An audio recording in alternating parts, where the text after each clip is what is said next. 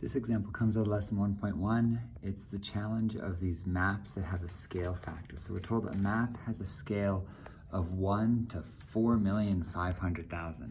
That means any measurement you measure on the map in real life, those two objects are 4,500,000 times as far apart as you measured on the map. So the distance between our two towns on the map is 4 3/16 inches. Now notice the little tick there. We use that often for inches. A single tick is feet, 2 ticks is inches. Anyway, 4 3/16 inches. You'll notice they also often use fractions when they're dealing with Imperial. The question is, what's the actual distance between these cities to the nearest mile? So the first job is to say, well, if they're 4 3/16 inches apart on the map, how many inches apart are they in real life? And so all I have to do is multiply my 4 3/16 times that crazy big scale factor number.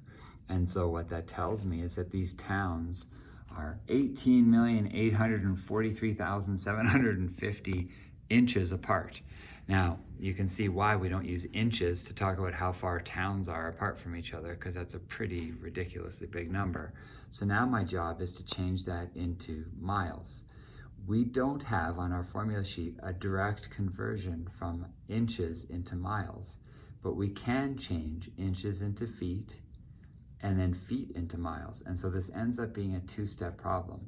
The beauty of unit analysis is you can do those two steps together without doing two separate calculations. So if I take my inches and multiply by 1 foot for every 12 inches, my inches will cancel out and I'll be left with how many feet.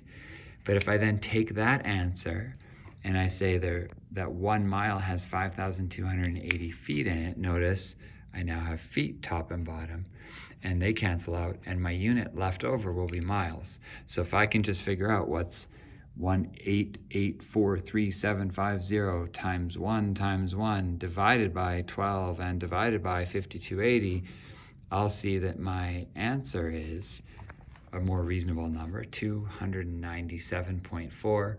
In the question, they asked us to round to the nearest mile, so we'll give our answer as these two towns are 297 miles apart.